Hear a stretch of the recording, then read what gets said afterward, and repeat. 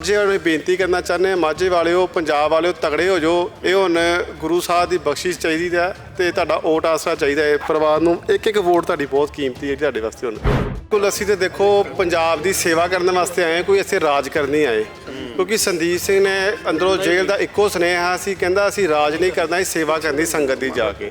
ਮੈਂ ਤੇ ਮਾਝੇ ਵਾਲੀ ਸੰਗਤਾਂ ਨੂੰ, ਤਰਨਤਾਰਨ ਸੰਗਤਾਂ ਨੂੰ ਇੱਕੋ ਬੇਨਤੀ ਕਰਨਾ, ਜਿੰਨੇ ਤੁਹਾਡੇ ਕੋਲ ਆਉਂਦੇ ਪਏ ਨਾ ਕੈਂਡੀਡੇਟ, ਇਹਨਾਂ ਨੂੰ ਪੁੱਛੋ, ਖਿਲਾਰ ਕੇ, ਬਹਾ ਕੇ, ਚਾਹ ਪਾਣੀ ਪਿਆ ਕੇ, ਇਹ ਦੱਸੋ ਕੀਤਾ ਕੀ ਇਹ 3 ਸਾਲਾਂ ਵਿੱਚ ਤੇ ਤੁਹਾਨੂੰ ਵੋਟ ਪਾਈਏ ਆਪਾਂ।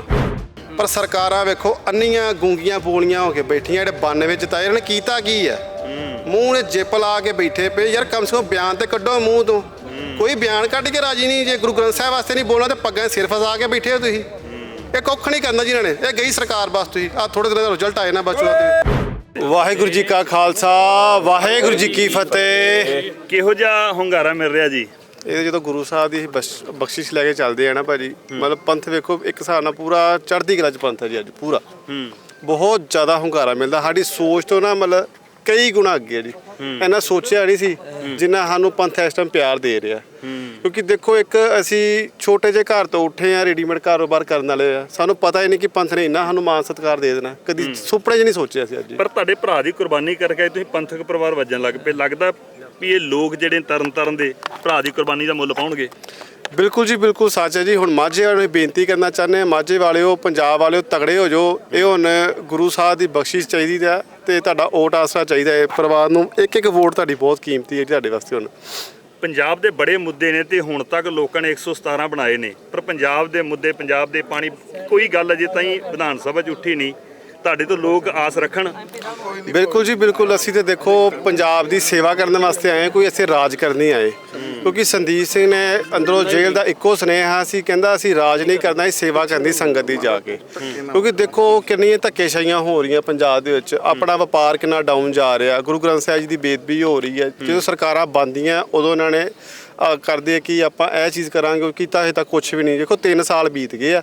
ਹੁਣ ਸ਼ਕੂਲਾ ਛੱਡਿਆ ਉੱਥੇ ਕਿ ਪਤਾ ਨਹੀਂ ਕਿਹੜੀ ਵਾਸ਼ਿੰਗ ਮਸ਼ੀਨ ਰੱਖੀ ਆ, ਕੱਢਦੇ ਧੋ ਕੇ ਤਾਂ ਬਾਹਰ ਕੱਢ ਦਿੰਦੇ। ਤੇ ਜਿਹੜਾ ਪਹਿਲਾਂ 3 ਸਾਲ ਦਾ ਇਹਨਾਂ ਦਾ ਰਿਹਾ ਉੱਥੇ ਐਮਐਲਏ ਨੇ ਕੀਤਾ ਕੀ ਹੈ? ਮੈਂ ਤੇ ਮਾਝੇ ਵਾਲੀ ਸੰਗਤਾਂ ਨੂੰ, ਤਰਨਤਾਰਨ ਸੰਗਤਾਂ ਨੂੰ ਇੱਕੋ ਬੇਨਤੀ ਕਰਨਾ, ਜਿੰਨੇ ਤੁਹਾਡੇ ਕੋਲ ਆਉਂਦੇ ਪਏ ਨਾ ਕੈਂਡੀਡੇਟ, ਇਹਨਾਂ ਨੂੰ ਪੁੱਛੋ, ਖਿਲਾਰ ਕੇ, ਬਹਾ ਕੇ, ਚਾਹ ਪਾਣੀ ਪਿਆ ਕੇ, ਇਹ ਦੱਸੋ ਕੀਤਾ ਕੀ ਇਹ 3 ਸਾਲਾਂ ਵਿੱਚ ਤੇ ਤੁਹਾਨੂੰ ਵੋਟ ਪਾਈਏ ਆਪਾਂ। ਕਿਉਂਕਿ ਜ਼ਰੂਰੀ ਬਣਦਾ ਪਿਆ ਇਹਨਾਂ ਦਾ। ਹੁਣ ਵੇਖੋ ਭਾਈ ਅੰਮ੍ਰਿਤਪਾਲ ਸਿੰਘ ਜੀ ਮਤਲਬ ਖਾਲਸਾ ਵੀ ਚਲਾ ਰਹੇ ਸੀ, ਠੀਕ ਹੈ ਜੀ, ਗੁਰੂ ਵਾਲੇ ਪਾਸੇ ਲਾ ਰਹੇ। ਉਹਨੇ ਕੀ ਗਲਤ ਕਰਤਾ ਪੰਜਾਬ ਦਾ? ਉਹਨਾਂ ਨੂੰ ਚੁੱਕ ਕੇ NSA ਲਾ ਕੇ ਬੰਦ ਕਰਤਾ। ਇਹ ਸਰਕਾਰਾਂ ਕਿਤੇ ਨਾ ਕਿਤੇ ਪੰਜਾਬ ਦਾ ਮਾਹੌਲ ਖਰਾਬ ਕਰਨਾ ਚਾਹੁੰਦੀਆਂ ਪਈਆਂ। ਭਾਈ ਸਾਹਿਬ, ਪੰਥਕ ਧਿਰਾਂ ਜਿੰਨੀਆਂ ਵੀ ਸੱਜੀਆਂ ਖੱਬੀਆਂ ਸਾਰੀਆਂ ਸਹਿਮਤ ਨੇ ਤੁਹਾਡੇ ਨਾਲ? ਬਿਲਕੁਲ ਜੀ, ਬਿਲਕੁਲ। ਪੰਥ ਹੀ ਪੂਰਾ ਨਾਲ ਖਲੋ ਗਿਆ ਜੀ। ਅੱਜ ਤੇ ਪੂਰਾ ਪੰਥ ਖਲੋ ਗਿਆ ਜੀ ਤੁਹਾਡੇ ਸਾਹਮਣੇ। ਸੋ ਨਿਹਾਲ ਸ੍ਰੀ ਅਕਾਲ। ਵੀ ਪੰਥਕ ਸਰਕਾਰ 2027 ਦਾ ਪਿੜ ਬੰਨ ਦੋਗੇ ਇਹ ਸੀਟ ਤੋਂ? ਇਹ ਗੁਰੂ ਸਾਹਿਬ ਦੇ ਕਰਨਾ ਜੀ। ਮੈਂ ਕੁਛ ਵੀ ਨਹੀਂ, ਮੈਂ ਗੁਰੂ ਘਰ ਦਾ ਕੂਕਰ ਹੈ ਜੀ। ਜੋ ਕਰਨਾ ਗੁਰੂ ਸਾਹਿਬ ਨੇ ਕਰਦਾ, ਮੇਰੇ ਹੱਥ ਵਾਸ ਕੁਛ ਵੀ ਨਹੀਂ ਗਾ ਜੀ। ਮੈਂ ਤਾਂ ਜਦੋਂ ਮਤਲਬ ਕਿ ਸਾਨੂੰ ਆ ਕੇ ਬੇਨਤੀਆਂ ਕਰਦੇ ਪਏ ਨਾ ਸੰਗਤਾਂ ਆ ਕੇ, ਤੇ ਮੈਂ ਇੱਕੋ ਗੱਲ ਕਹਿਣਾ, ਮੈਂ ਗੁਰੂ ਘਰ ਦਾ ਕੂਕਰ ਜੇ। ਮੈਂ ਇਹਨੇ ਜੋਗਾ ਨਹੀਂ ਗਾ। ਤੇ ਸੰਗਤਾਂ ਨੇ ਅੱਜ ਮਾਣ ਵਾਕਈ ਬਹੁਤ ਜ਼ਿਆਦਾ ਬਖਸ਼ਤਾ ਹੈ। ਜਿੰਨਾ ਉਹਨਾਂ ਨੇ ਕਿਹਾ ਸੀ ਉਹ ਤੋਂ ਵੱਧ ਹੀ ਬਖਸ਼ਤਾ ਹੈ ਜੀ। ਕੀ ਬਾਤ ਹੈ। ਅਜੇ ਤਾਂ ਹਨੇਰੀ ਘੁੱਲਣੀ ਹੈ ਜੀ, ਪੰਥਕ ਲਹਿਰ ਅਜੇ ਤੇ ਬਣਨਾ ਹੈ। ਇਹ ਗੁਰੂ ਸਾਹਿਬ ਦਾ ਜੀ, ਮੇਰਾ ਕੁਛ ਵੀ ਨਹੀਂ ਹੈ ਜੀ। ਮੈਂ ਤੇ ਸੰਗਤ ਦੀ ਸਿਰਫ ਸੇਵਾ ਕਰਨ ਆਇਆ। ਮੈਂ ਸੰਗਤਾਂ ਦੇ ਜੋੜੇ ਝੜਨਾ ਆਇਆ ਜੀ, ਬਸ। ਹੋਰ ਕੁਛ ਵੀ ਨਹੀਂ ਕਰਨਾ ਜੀ। ਖਾਸ ਤੌਰ ਤੇ ਲੋਕਾਂ ਦੇ ਵਿੱਚ ਚੋਣ ਪ੍ਰਚਾਰ ਨੂੰ ਲੈ ਕੇ ਜਾਓਗੇ ਤੇ ਕਿਹੜੇ ਮੁੱਦਿਆਂ ਦੀ ਗੱਲ ਕਰੋਗੇ ਜੀ? ਦੇਖੋ ਜੀ, ਸਭ ਤੋਂ ਪਹਿਲਾਂ ਆਪਣਾ ਪਹਿਲ ਦੇ ਆਧਾਰ ਤੇ ਜਿਹੜਾ ਮੁੱਦਾ ਨਾ, ਉਹ ਧੰਨ ਸ਼੍ਰੀ ਗੁਰੂ ਗ੍ਰੰਥ ਸਾਹਿਬ ਜੀ ਦਾ। ਆਪਣਾ ਵੀਰ ਗੁਰਜੀਤ ਸਿੰਘ ਟਾਵਰ ਤੇ ਬੈਠਾ ਵਾ, 1 ਸਾਲ ਹੋ ਚੱਲਾ ਜੇ। ਪਰ ਸਰਕਾਰਾਂ ਵੇਖੋ ਅੰਨੀਆਂ ਗੂੰਗੀਆਂ ਬੋਲੀਆਂ ਹੋ ਕੇ ਬੈਠੀਆਂ। ਜਿਹੜੇ 92 ਜਿਤਾਏ ਇਹਨਾਂ ਨੇ ਕੀਤਾ ਕੀ ਹੈ? ਮੂੰਹ ਨੇ ਜਿੱਪ ਲਾ ਕੇ ਬੈਠੇ ਪਏ। ਯਾਰ ਕਮ ਸੇ ਕਮ ਬਿਆਨ ਤੇ ਕੱਢੋ ਮੂੰਹ ਤੋਂ। ਕੋਈ ਬਿਆਨ ਕੱਢ ਕੇ ਰਾਜੀ ਨਹੀਂ। ਜੇ ਗੁਰੂ ਗ੍ਰੰਥ ਸਾਹਿਬ ਵਾਸਤੇ ਨਹੀਂ ਬੋਲਣਾ ਤੇ ਪੱਗਾਂ ਸਿਰ ਫਸਾ ਕੇ ਬੈਠੇ ਹੋ ਤੁਸੀਂ। ਇਹ ਕੁੱਖ ਨਹੀਂ ਕਰਨਾ ਜਿਹਨਾਂ ਨੇ। ਇਹ ਗਈ ਸਰਕਾਰ ਬਸ। ਤੁਸੀਂ ਆਹ ਥੋੜੇ ਦਿਨਾਂ ਦਾ ਰਿਜ਼ਲਟ ਆਏ ਨਾ ਬਸ। ਫੁੱਲ ਸਮਰਥਨ ਹੈ ਜੀ? ਨੇ ਫੁੱਲ ਸਮਰਥਨ ਜੀ, ਪੂਰੇ ਪੰਥ ਦਾ ਸਮਰਥਨ ਹੈ ਜੀ। ਉਹ ਕੌਮ ਦਾ ਯੋਧਾ ਹੈ ਤੇ ਹੁਣ ਕੌਮ ਦਾ ਫਰਜ਼ ਬਣਦਾ ਕਿ ਉਹਦੇ ਨਾਲ ਖੜੇ ਤੇ ਉਹਨੂੰ ਮਾਣ ਦਵੇ ਕਿ ਉਹਨੇ ਜਿਹੜਾ ਯੋਧੇ ਨੇ ਆਪਣੀ ਕੌਮ ਦੀ ਖਾਤਰ ਆਪਣੇ ਛੋਟੇ ਛੋਟੇ ਬੱਚਿਆਂ ਦੀ ਪਰਵਾਹ ਨਹੀਂ ਕੀਤੀ।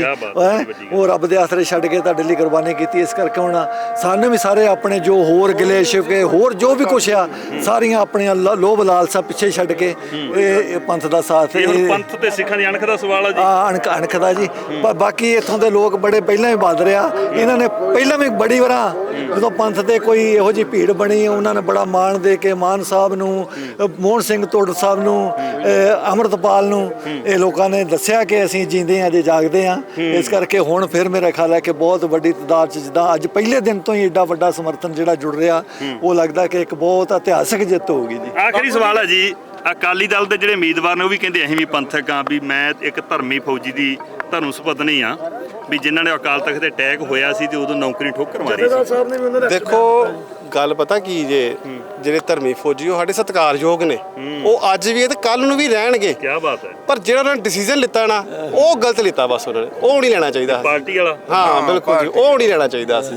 ਉਹ ਅੱਜ ਵੀ ਸਤਿਕਾਰਯੋਗ ਹੈ, ਮੈਂ ਉਹਨਾਂ ਦੇ ਕੋਈ ਕਿੰਤੂ ਪਰੰਤੂ ਨਹੀਂ ਕਰਦਾ ਜੀ, ਮੈਂ ਉਹਨਾਂ ਦੇ ਜੋੜੇ ਝਾੜਦਾ ਜੀ ਪਰਿਵਾਰ ਦੇ। ਹੋਰ ਦੱਸੋ, ਬਹੁਤ ਜ਼ਿਆਦਾ ਕੁਰਬਾਨੀ ਵੱਡੀ ਹੈ ਜੀ ਇਹਨਾਂ ਦੀ। ਕੀ ਬਾਤ ਹੈ ਜੀ।